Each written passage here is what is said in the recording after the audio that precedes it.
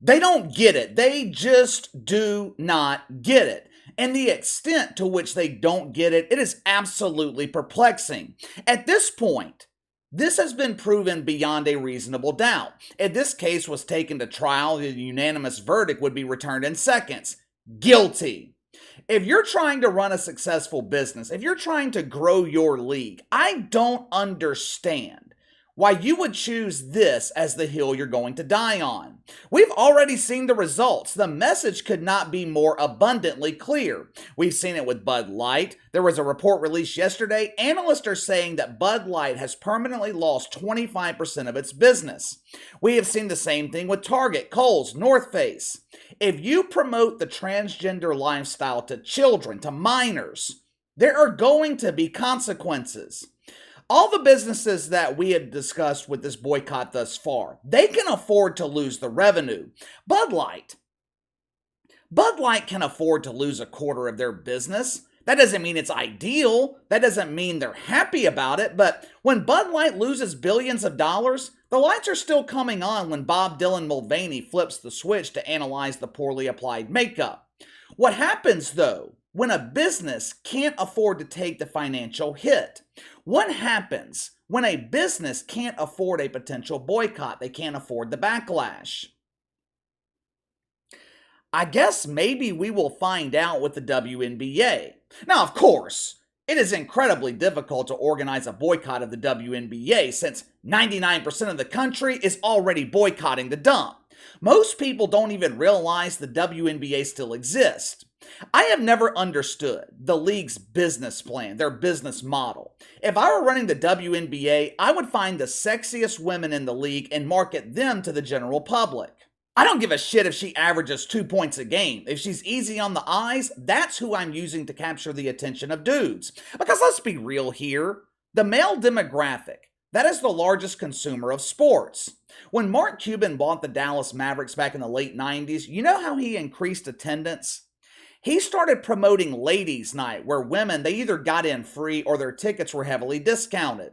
Now, the media at the time, they pretended like Mark Cuban was some kind of genius.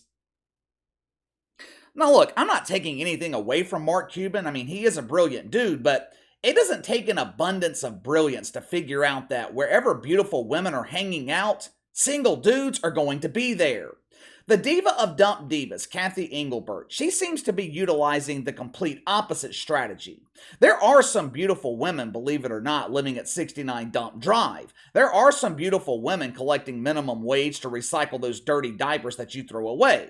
As you guys know, running water, operational poopers, those are at a premium in the dump. Not everyone is given the luxury of having access to the toilet, so resourceful dump divers, they have figured out a way to recycle diapers. But anyway, instead of Kathy Engelbert utilizing the beautiful women at her disposal, you know the women I'm talking about, the ones without whiskers, the women lacking hair on their back, the women who wear bras that accentuate their goods instead of the bras that disguise them. Instead of promoting them, the dump promotes women like Bob Griner or Diana Taurasi Raptor. Before her woke welfare expired, the WNBA was heavily promoting Liz Cambage. Has anyone seen Liz Cambage lately? Last I heard, she was given a role on Broadway where she's playing the part of King Dong. Now, if you were to believe the mainstream media, attendance throughout the WNBA is surging. This is great! Opening weekend attendance at the dump was up 24%.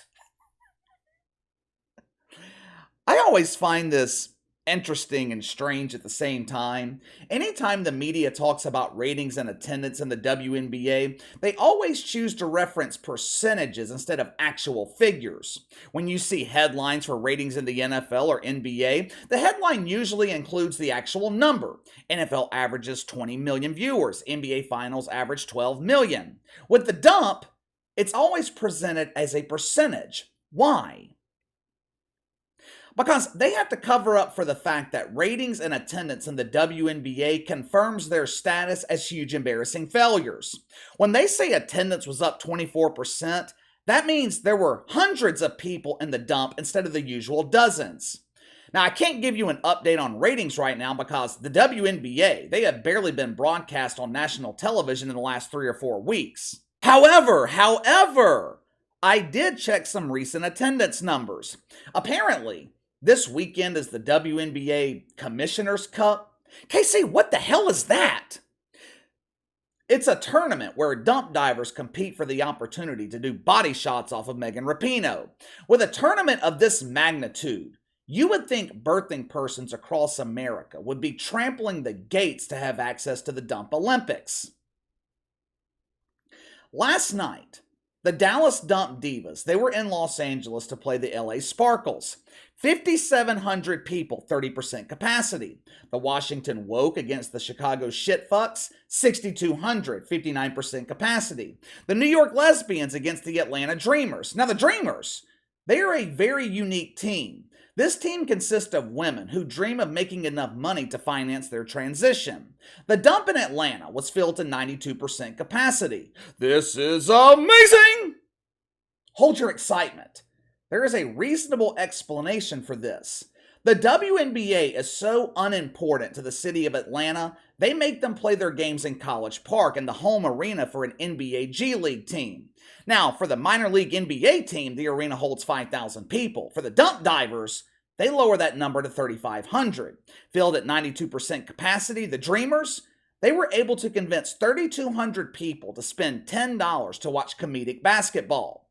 Which leads us to the Minnesota Mustache, who actually play their games in an NBA arena where they fill the Target Center to 37% capacity, drawing 7,000 people. The other night, the Mustache, they were playing the Connecticut Shavers. Now this was a tough matchup. Connecticut, it's home to some of the most precise shavers in the WNBA. This gives them a distinct advantage in overtime games where the end result is decided by counting facial hairs. The other night, no one was focused on the end result, but for those of you that care, the Shavers ended the game with 89 hairs, while the Mustache, they were trimmed down to 68. Cheryl Reeve is the head coach and general manager of the Dump in Minnesota. Now, as the head coach and general manager, what do you think her game day attire consists of? I mean, you gotta remember, they promote this league as professional basketball. No one believes that it's professional basketball, but that's how they choose to promote it. Keyword, professional. If you were the coach of a professional basketball team, how would you dress? Since this is the WNBA, I would assume that most of these women are wearing suits and ties. I'm not expecting anything elegant. I'm not expecting to see something that would fall in the category of sex appeal. I tell you what else I wouldn't expect, though. I damn sure would not expect this. This is Cheryl Reeve, head coach of the Minnesota Lynx. Now try to ignore all the empty seats in the background. I want you to focus on the shirt. You see what the shirt says? Protect trans kids. Protect trans kids from what? What are we protecting them from? I know the media has been focused on that submarine all week, but did I miss something? Did I miss the incident where children diagnosed with gender confusion were being unfairly attacked across the country? What was the purpose? What was the reasoning here? Why did Cheryl Reeve wear this shirt to coach a pretend basketball game? I wish I could tell you.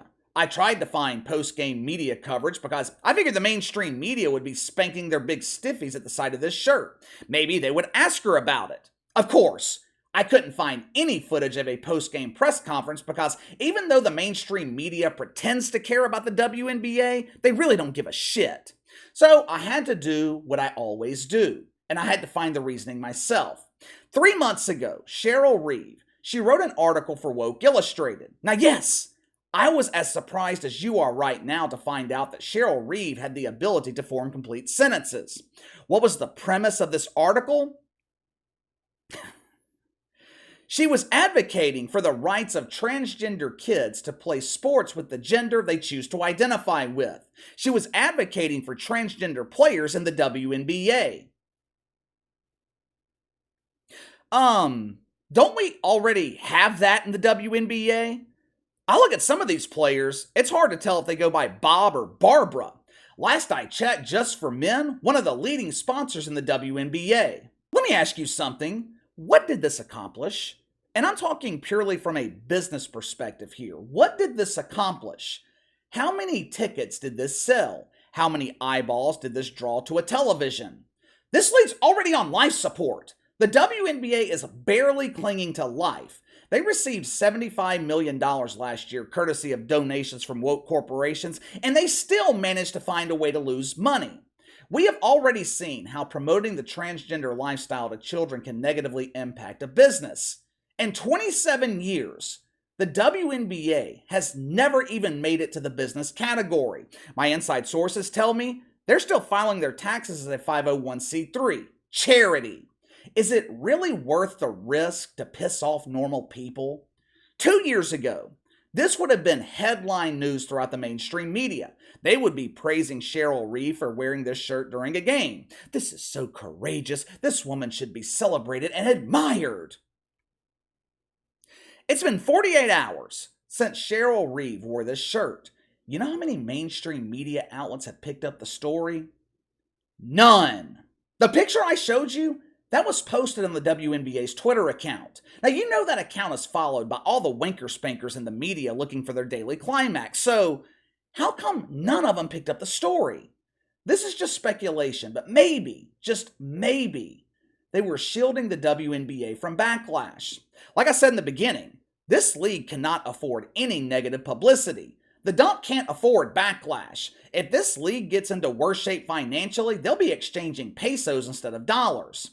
Cheryl Reeve is paid to manage a dump. She is not paid to promote her personal ideology on the job. If Willie Green wore a shirt like this in New Orleans, Gail Benson would fire his ass on the spot. Gail Benson doesn't play that shit, but in the WNBA, Cheryl Reeve is celebrated. Give me your thoughts. Cheryl Reeve wears a shirt during a game that says protect trans kids. Unlike Bud Light, I don't think we're going to see any public backlash here. No one in the media is picking up the story, not to mention the fact that no one watches the WNBA. No one pays attention to this league. But it just goes to show you the mentality of the people associated with the WNBA. Cheryl Reeve is not the only one. Bob Griner, when Sue Bird isn't creating eggs from the seed of Megan Rapinoe, they are both advocating for the same thing. Do you think there's going to be any backlash? Or, since this is the WNBA, do you think no one will notice? Sound off in the comments below. Make sure to like and subscribe. Click the notification bell to receive all notifications from the channel. Best way to contact me is by email at btlkc84@gmail.com, kc_btl84 on Twitter. I'll see you guys tomorrow.